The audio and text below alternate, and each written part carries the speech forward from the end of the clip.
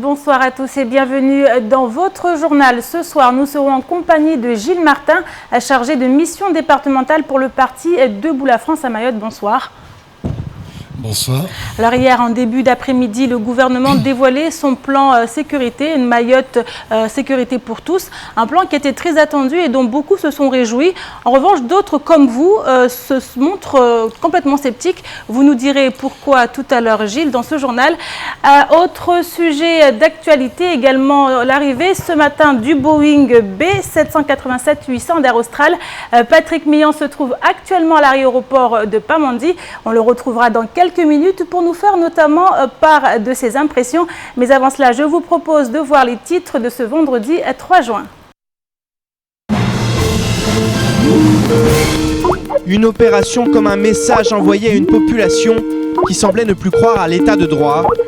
En effet, ce matin, près de 100 fonctionnaires des forces de l'ordre ont été mobilisés pour appliquer une décision de justice à Tanafou 2. 50 habitations illégales ont ainsi été détruites.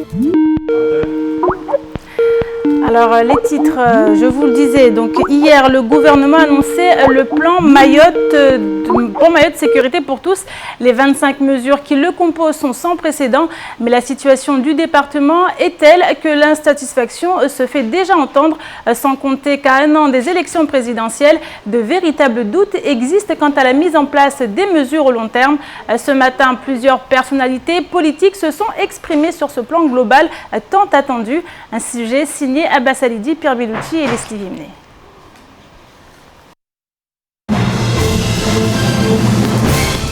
Depuis hier et l'annonce du plan Mayotte sécurité pour tous, les avis divergent entre d'un côté l'impression d'avoir été entendus et de l'autre le scepticisme quant à l'efficacité des mesures à venir.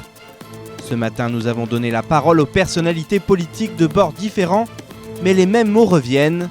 Explication. Installée depuis 10 ans à Mayotte, l'association Les Apprentis d'Auteuil œuvre quotidiennement en faveur de la jeunesse du département. À l'occasion des 150 ans de l'association, des festivités étaient organisées à Mayotte au sein du lycée d'enseignement L'Espérance. Reportage. Demain, la célèbre et tant aimée course de pneus se tiendra dans les rues de Mamoudzou. Une compétition toujours spectaculaire et qui a le don de rassembler au-delà des différences. À ce titre, nous avons suivi 5 participants qui concourront dans la nouvelle catégorie handisport. Alors voilà donc pour les titres. Je vous propose maintenant de voir ce qu'il en est de ce plan sécurité, un plan global de sécurité, de prévention de la délinquance et de lutte contre l'immigration.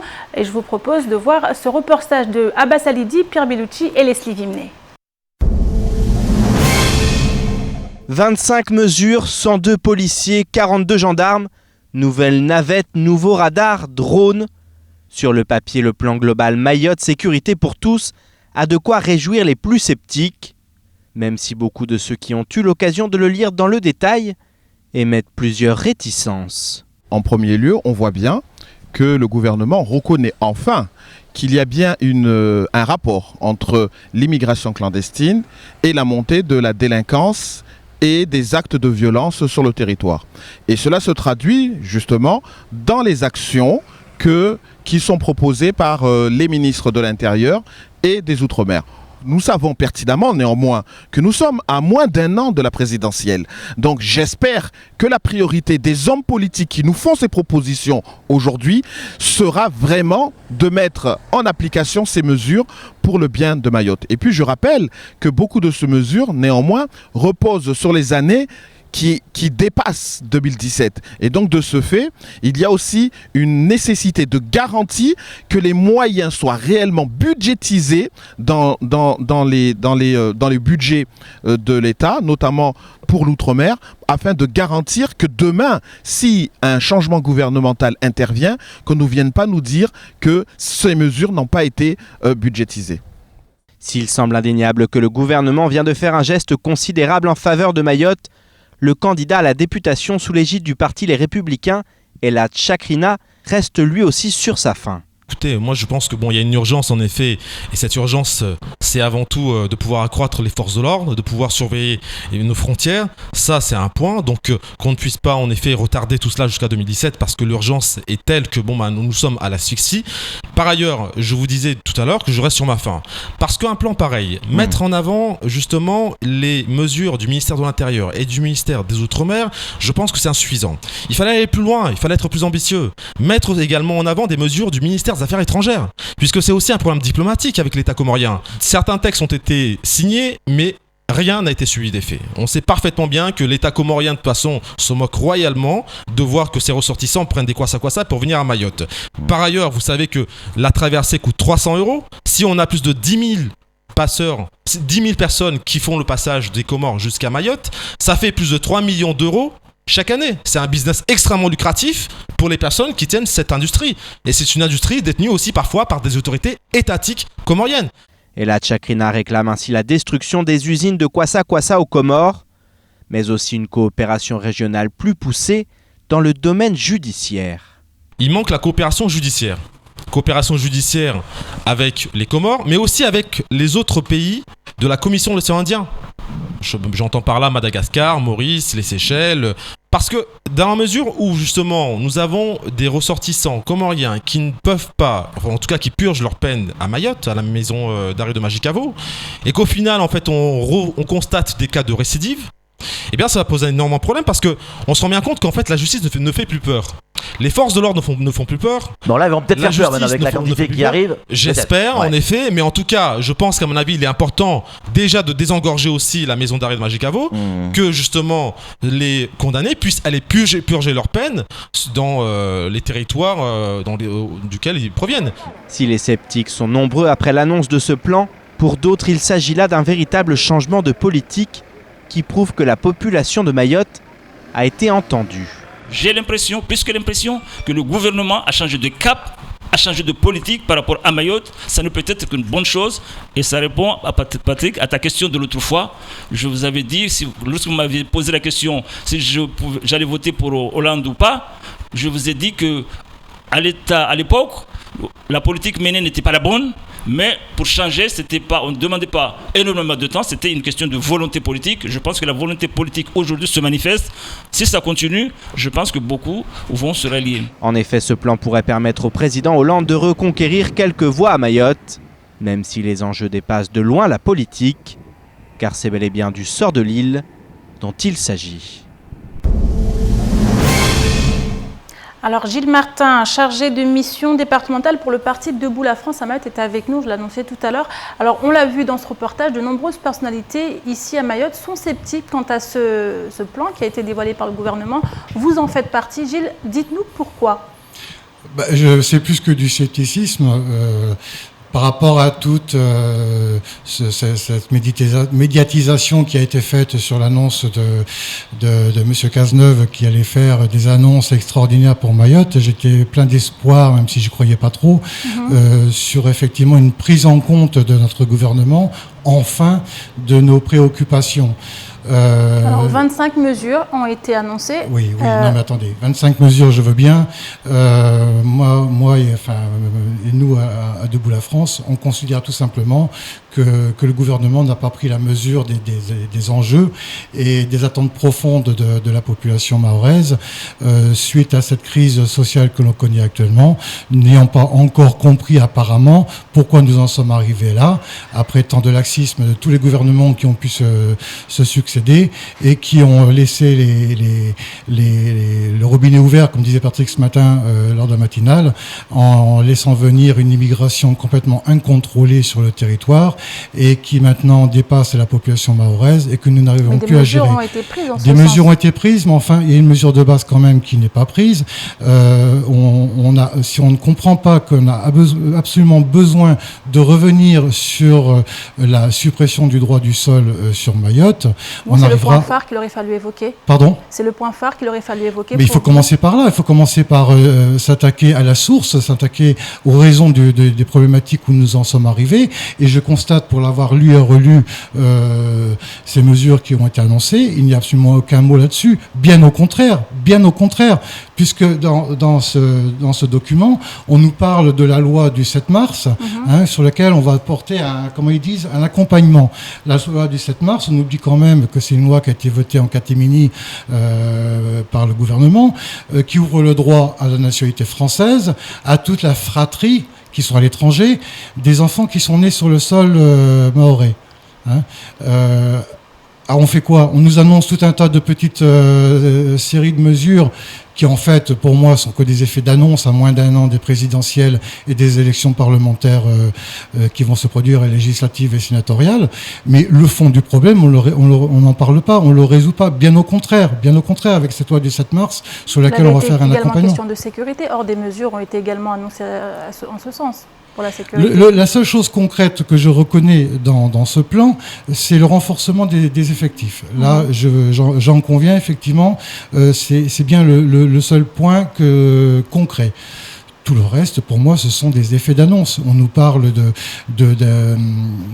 des services qui vont travailler entre eux, qu'on va faire un certain nombre de choses qui, pour moi, sont des choses évidentes qui auraient toujours dû être faites. Si c'est à moins d'un an des élections présidentielles qu'on se rend compte que le gouvernement n'a pas pris les mesures qui étaient de sa responsabilité, il y a un souci. Donc pour vous, est-ce que vous pensez, comme d'autres qui disent qu'à un an de la présidentielle, c'est des choses qui sont peut-être, qui vont peut-être pas être mises en place avant la fin du mandat de François Hollande ? Écoutez, si vraiment il avait voulu mettre en place, qu'est-ce qui l'empêchait de les mettre en place jusqu'à présent ? Dans le document, il suffit de voir le temps des verbes qui sont employés, où on nous parle il faudrait, et on pourrait, vous parlez des drones. Les drones, si on lit, c'est une expérimentation drone pourrait être lancée. Non, là, c'est des mesures, pour moi, qui auraient dû, effectivement, si on voulait les faire, on aurait pu les faire depuis longtemps. Si on ne commence pas par résoudre la source du problème, à savoir l'immigration complètement incontrôlée, on n'arrivera pas à régler les problèmes, bien au contraire. Donc, pour moi, si on veut vraiment s'attaquer au problème, on commence par travailler sur la suppression du droit du sol, et on le peut. Ensuite, il s'agit de rendre beaucoup plus hermétiques nos frontières qu'elles ne le sont actuellement. Il ne s'agit pas de dire qu'on va réparer nos vedettes et d'en ajouter une ou deux de vedettes d'interception. Moi, je reste persuadé que tant qu'on ne mettra pas 2 navires amiraux dans les eaux au plus près de l'interception des Kwassa qui cherchent à venir sur nos terres, on n'y arrivera pas. Et ensuite, il s'agit de reconduire aux frontières toutes les personnes qui sont en situation irrégulière. À partir de là, on montrera que la France est un pays fort, on montrera que la France prend en compte les citoyens français que sont les Mahorais, qu'on les prend en considération, qu'on les respecte, et à ce moment-là, on imposera aux Comores la position de la France, qui leur dira très clairement, Mayotte c'est français, et à partir de là, on deviendra fort. Et ce n'est qu'à partir de là qu'il faudra engendrer le reste de l'action, qui consiste dans la coopération, parce qu'on ne pourra rien faire sans une véritable coopération avec les Comores. Jusqu'à présent, on a essayé tout un tas de choses, mais qui ne marchaient pas, parce que justement, les robinets étaient ouverts. Les robinets, si on ne les ferme pas, on n'y arrivera pas. Pour moi, Ce plan, clairement, pour vous, il est insuffisant. Il est très largement insuffisant et, comme je vous l'ai dit tout à l'heure, il n'est absolument pas à la mesure des enjeux de notre territoire. Merci beaucoup, Gilles Martin. Je rappelle, vous êtes le chargé de mission départementale pour le parti Debout la France à Mayotte. Et ce matin, Mayotte a accueilli le B787-800, ce nouveau Boeing d'Air Austral atterri aux alentours de 12h30. Un moment important donc pour le département, d'autant que le vol inaugural est prévu dans 7 jours.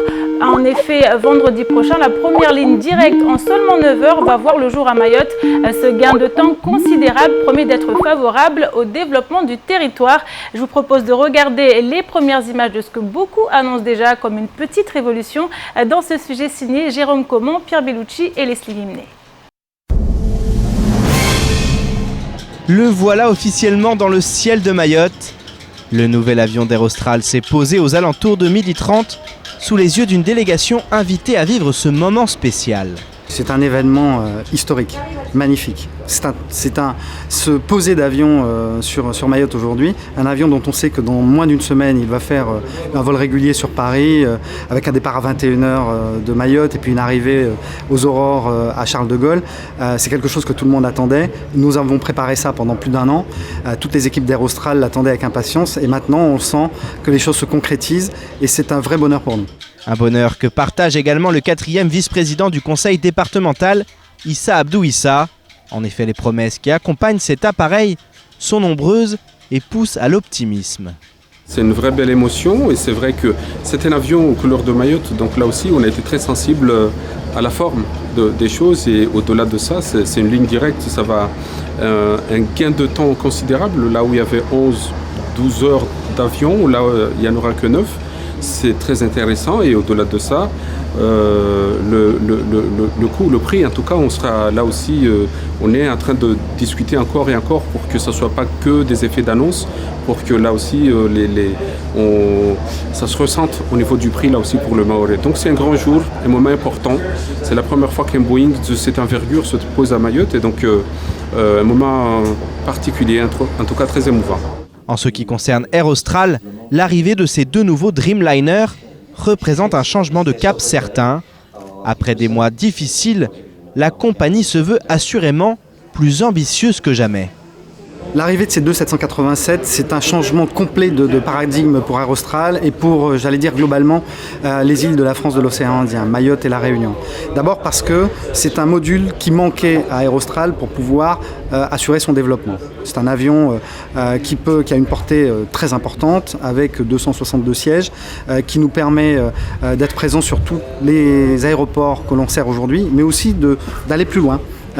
Qui nous permet d'ouvrir par exemple ce Mayotte-Paris à raison de 2 voire 3 fréquences par semaine, qui nous permettra d'aller à Bangkok en direct et qui nous permet de libérer de la capacité avion de nos 737 pour faire encore plus de choses dans l'océan Indien. Donc c'est vraiment ce qui nous permet aujourd'hui de nous imposer comme la compagnie de référence dans l'océan Indien. Dans 7 jours, ce magnifique appareil s'envolera pour Paris lors d'un vol inaugural, censé faire basculer Mayotte dans une nouvelle ère. C'est donc un grand moment que vient de vivre aujourd'hui Mayotte. Pierre, vous le confirmez, avec l'arrivée de ce Boeing qui était attendu, avec cette possibilité maintenant de faire des vols directs Dzaoudzi-Paris. Oui, bonsoir Amina, bonsoir à tous. Effectivement, c'est un moment qui était très attendu. On se souvient de l'annonce du Premier ministre Manuel Valls, lorsqu'il était venu il y a 1 an de cela, au mois de mai 2015, et il avait annoncé, ça faisait partie des grandes annonces avec Mayotte 2025, cette première ligne directe en 9 heures. Pas la première ligne directe, mais la première ligne directe en 9 heures. Donc c'est vrai que 9 heures quand même, ça semble invraisemblable par rapport au temps que l'on mettait avant pour rejoindre la capitale et la métropole. Donc c'est vrai que c'est une avancée considérable. Dans 7 jours, il y aura le vol inaugural, donc un vol inaugural qui va faire date de toute façon. Quoi qu'il arrive, nous le couvrirons, nous serons au sein de cet avion à l'intérieur pour couvrir et puis présenter ce nouvel avion, ce nouveau vol, départ 21h, arrivée à l'aube à Paris. Donc c'est quand même un moment très important pour le département et il faut absolument en parler et dire aussi, on va aussi en parler ensuite de ce qui va se passer après. Et qu'est-ce que ça peut apporter. Exactement, en termes de développement notamment. Alors Patrick Millon se trouve actuellement à l'aéroport de Pamandzi, il est avec nous. Bonsoir Patrick. Oui, bonsoir Amina, bonsoir Pierre, bonsoir à tous. Alors je suis à l'aéroport, oui, mais je suis mieux qu'à l'aéroport, regardez derrière moi, je suis dans l'avion. Le fameux avion, ben oui, effectivement, j'y suis. Il est bien à Mayotte, je vous le jure, je vous le promets. 500 personnes selon les organisateurs, 250 selon la police. Voilà le nombre d'invités. Puis il y en a un autre qui est à côté de moi. Regardez, c'est Dominique Dufour, il est avec moi, le secrétaire général d'Air Austral. Dominique, bonjour. Bonsoir Patrick, bonsoir à tous. Alors Dominique, c'est un moment important pour vous aujourd'hui. C'est une aventure humaine qui prend jour. Complètement. C'est un jour chargé d'émotions pour toute l'équipe d'Air Austral, pour toutes les personnes qui ont amené ce magnifique avion à Mayotte. C'est un grand jour parce que l'avion est superbe, parce que il est peint aux couleurs de Mayotte, parce qu'il inaugure une ère nouvelle, celle du long courrier, celle du vol direct sur Paris. On est tous très heureux. C'est quoi? C'est un rêve qui se réalise là aujourd'hui pour vous? Ah oui, c'est un rêve. D'abord, les Mahorais ne seront pas surpris. C'est un rêve de 30 ans. qui est en train de se concrétiser avec ce premier vol le 10 juin prochain. C'est surtout beaucoup de travail, c'est un an de travail pour toute l'équipe, c'est de l'acharnement et puis la volonté de croire que enfin Mayotte peut s'ouvrir sur l'Europe. L'Europe et le reste, parce qu'il y a EWA derrière, ça permet aussi de pouvoir rayonner un petit peu sur toute la zone aussi. Absolument, EWA qui fait son petit bonhomme de chemin maintenant depuis 4 ans, grâce à ce vol direct que nous ouvrons depuis Paris sur Mayotte et les correspondances, on va pouvoir rapprocher des destinations comme le nord de Madagascar, l'Afrique de l'Est, Moroni bien sûr, de Paris, via Mayotte. Merci beaucoup Dominique. Voilà Amina, vous l'avez compris, hein, ici cet avion, dans quelques minutes, il va repartir pour faire des essais, mais cette fois de nuit. Non, je ne reste pas dans l'avion. Vous revenez Patrick avec nous, vous vous lundi ici sur le plateau pour la matinale. Alors c'est promis, on y sera. C'est une très bonne nouvelle pour Mayotte, hein, on l'a vu. Oui, c'est une très bonne nouvelle. Et puis effectivement, ça a été aussi un long travail pour mettre en place, pour réussir déjà à se procurer cet avion que Boeing a construit, qui est vraiment, j'allais dire, à la pointe de la technologie et qui aujourd'hui est offert à Mayotte quelque part. Alors par une compagnie qui est réunionnaise, mais juste à côté. Et donc ces deux nouveaux Dreamliner, ils vont vraiment permettre à la fois à cette compagnie de se développer et puis d'être encore plus performante et à tous les niveaux, donc c'est-à-dire au niveau du prix, à tous les niveaux. Donc c'est vrai que c'est quand même une bonne nouvelle qu'on couvre depuis pas mal de jours. Certains s'étonnent, mais en termes de tourisme, dans de nombreux domaines, 9 heures, c'est vrai que c'est rien. On parlait d'attractivité, on parlait de développement du tourisme, développement économique, les financeurs qui doivent venir également. Effectivement, à tous ces niveaux, dans tous ces domaines, c'est très important d'avoir enfin une ligne directe en 9 heures avec ce vol long courrier qui est une petite révolution sur le département de Mayotte. Merci beaucoup Pierre et continuons à présent avec l'association Les Apprentis d'Auteuil qui existe depuis maintenant 150 ans, un siècle et demi donc. À cette occasion, une fête est organisée dans la matinée. Présente depuis 10 ans sur le territoire, l'association est à l'origine d'un centre de formation continue intitulé la GEPAC. Mais ce matin, c'est au sein du lycée d'enseignement adapté L'Espérance que les festivités se sont tenues. Un reportage signé Abbas Alidi, Pierre Bellucci et Leslie Vimnet. Plus de 1500 jeunes sont pris en charge chaque année par l'association Les Apprentis d'Auteuil. Pour ces 150 ans d'existence, des festivités étaient organisées ce matin à Mayotte, afin, comme l'explique le directeur, de réunir toute cette grande famille.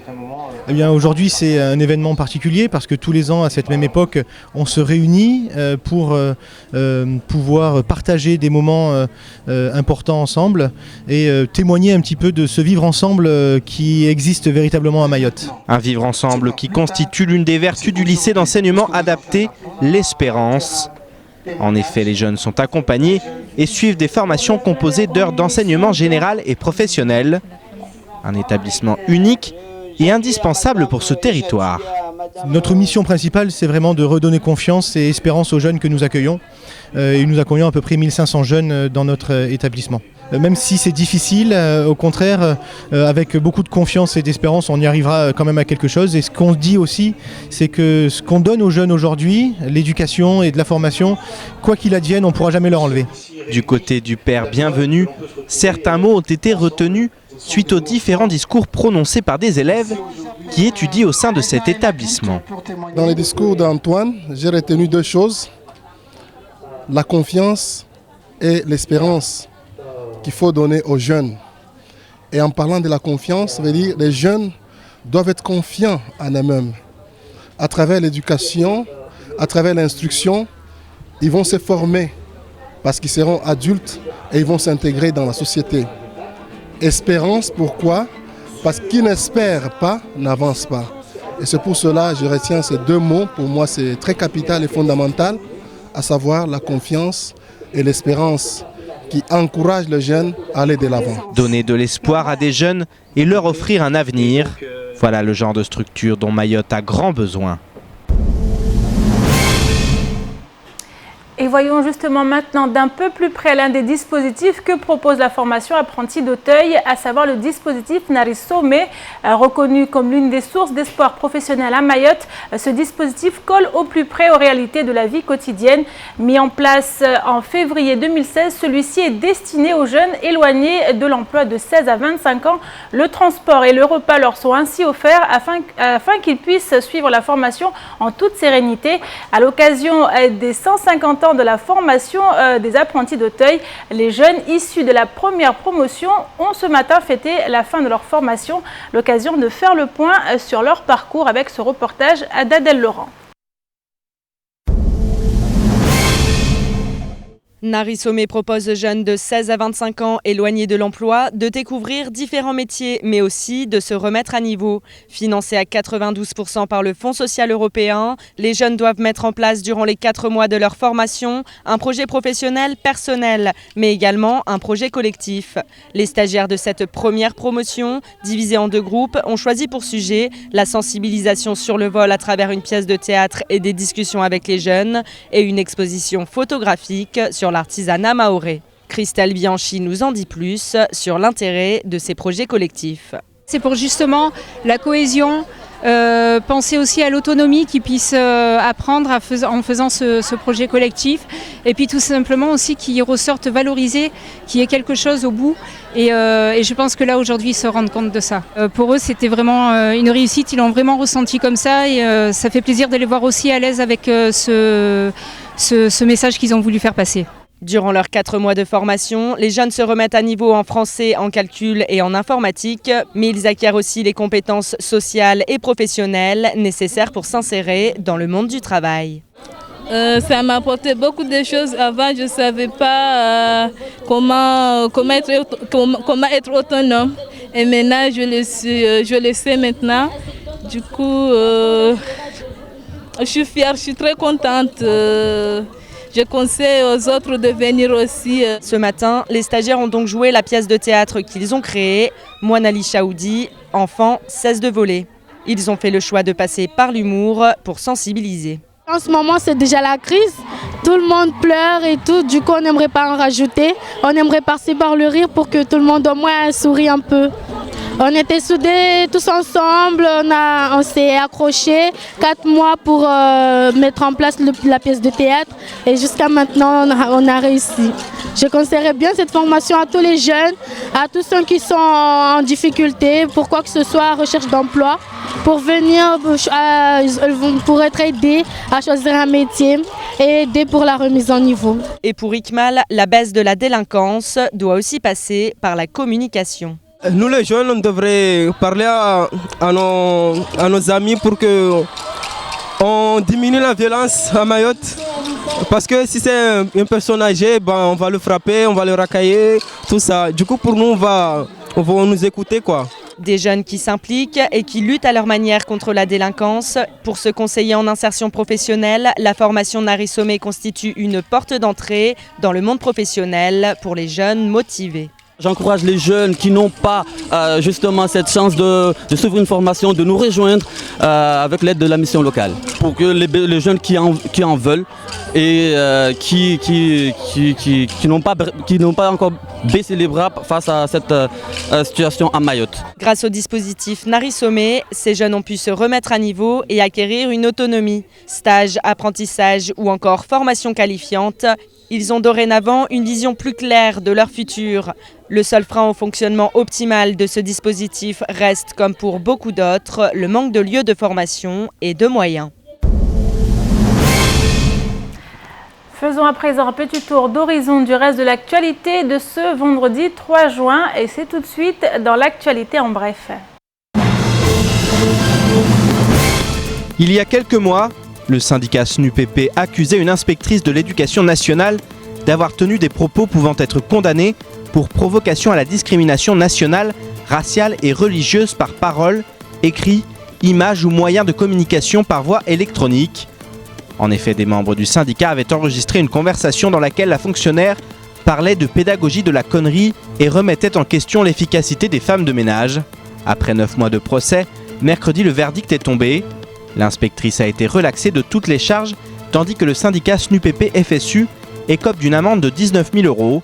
Hier, le syndicat a réagi en expliquant qu'il allait interjeter appel du jugement puisque son secrétaire départemental Rivo Malala raconte au Dravelo considère que la citation directe est abusive. Il ajoute que dans un état de droit, la justice et la vérité doivent triompher, surtout lorsqu'il est question de propos racistes. À suivre. Azali Assoumani est devenu la semaine passée le nouveau président de l'Union des Comores. Un poste qu'il a déjà occupé entre 2002 et 2006, lui qui avait permis à Mayotte de participer pour la première fois de son histoire aux Jeux des îles de l'océan Indien. L'an passé, l'épreuve qui s'est tenue à La Réunion a notamment été marquée par le départ précoce des athlètes comoriens en guise de contestation, après que Mayotte ait été autorisé à défiler avec le drapeau français. À ce titre, afin d'organiser les prochains Jeux qui se dérouleront en 2019 à l'île Maurice et d'éviter ce genre de discorde, une réunion d'experts de la commission des Jeux s'est tenue le 1er juin à Mayotte. Si la délégation comorienne a manqué à l'appel, une mesure devrait néanmoins faire couler beaucoup d'encre. En effet, pour ne pas revivre les mêmes problèmes qu'à La Réunion il y a quelques mois, il a été décidé que pendant les prochains Jeux, les athlètes ne pourront ni arborer ni brandir leurs bannières respectives lors des cérémonies de remise de médailles. Une mesure qui risque fort de ne pas faire l'unanimité. Et hier, en fin d'après-midi, à la sortie de Tsunzu 2, un bouquet de bambou a pris feu, sans qu'il soit permis de dire s'il s'agit d'un acte malveillant lié aux événements de Tanafu 2 ou bien d'un accident. Les sapeurs-pompiers ont eu énormément de difficultés à éteindre le foyer, à côté duquel les véhicules continuaient à circuler. De plus, lorsqu'un bambou en feu éclate, il fait beaucoup de bruit et cela aura eu le don d'effrayer de nombreux villageois de Tsunzu 2. En effet, plusieurs personnes alerteront ainsi les médias, parlant de coups de feu et alimentant encore la psychose liée au climat actuel et aux émeutes qui ont eu lieu à plusieurs reprises dans la localité. Comme quoi, avec tout ce qui se passe à Mayotte, on en finit par craindre des bambous. Et enfin, cela ne vous a sûrement pas échappé. C'est demain qu'aura lieu la 33e course de pneus. Emblème de la tradition mahoraise, cette course réunit chaque année plus de 1500 coureurs et fait la joie de 6000 à 8000 spectateurs. En plus de celles déjà connues, gros pneus, filles, mamas, garçons et mixtes, une nouvelle catégorie s'invite cette année dans la course, la catégorie handisport. Davantage de précision avec Adèle Laurent.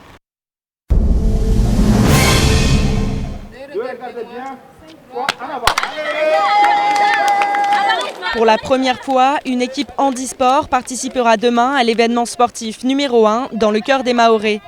Ainsi, Migdar, Raïssa, Badrouane, Moustadati et Madjou concourront demain lors de la course de pneus. Pour rendre cela possible, un partenariat s'est créé entre Ufolep et Angalia et les associations Handisport et Oussaïdia, cette dernière portant le projet.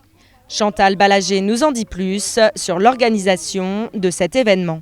On a réfléchi sur la faisabilité puisque ça demandait des moyens humains assez importants, vous l'avez vu, des moyens matériels. Alors là, on est parti vraiment sur de la récupération parce qu'il faut savoir que l'association Oussaïdia à ce jour n'a aucune subvention et c'est uniquement du bénévolat. Donc tout le matériel de clous, ainsi de suite. ACE a quand même fortement participé sur des moyens financiers, mais voilà, après il y a eu aussi une contribution des membres de l'association. Les 5 participants seront ainsi encadrés par 17 stagiaires et 3 formateurs qui ont créé pour l'occasion du matériel adapté, comme nous l'explique Abdillah Ahmed. On a essayé d'adapter en fonction de leur handicap. Par exemple, il y a cette roue-là, parce que comme pour la course, on a 10 courses de pneus, on n'a pas précisé. Nous, on s'est dit, on va fabriquer une roue pour, disons, être adapté justement à ce qu'ils puissent être à l'aise et participer à la course. Sinon, on a aussi celui-là. Donc ça, ce sont des adaptations qu'on a fait avec nos moyens, comme vous le voyez. Du matériel adapté, des bénévoles engagés et pour Kamardine Madji, le fait d'avoir une catégorie handisport à la course de pneus communique un message fort. Donc ici, nous, le but étant juste de faire le trajet jusqu'à la fin, qu'on ait notre rythme à nous. Et puis peut-être si on finit premier, ça serait l'idéal. Mais l'objectif étant juste qu'ils participent, qu'ils montrent que malgré leurs handicaps, ils peuvent faire. Et puis voilà, peut-être un jour dans leur vie, ils peuvent dire à leur enfant ou même à des membres de leur famille qu'ils puissent voir que malgré leur handicap, que le handicap d'une personne ne peut pas nous freiner dans la vie, on peut toujours avancer malgré nos difficultés. Les 5 participants, atteints de handicaps différents et en possession d'un certificat médical à la pratique du sport, se sont entraînés au plateau de Cavani. Ces entraînements intensifs sous un soleil de plomb n'ont pas entaché leur motivation. Les entraînements, ça s'est bien passé.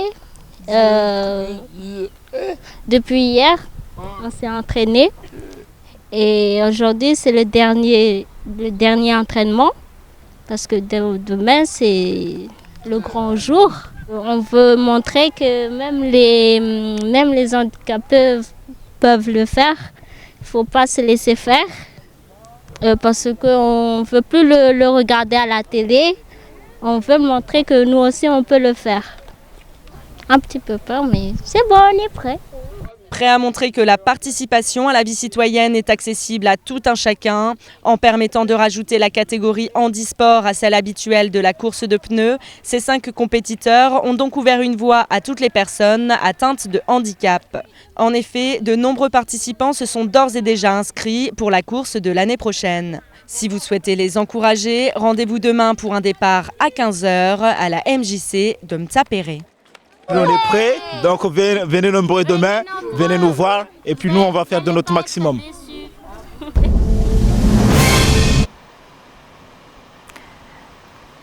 Et bon courage à ceux qui vont y participer. Donc demain à la 33e édition de la course de pneus.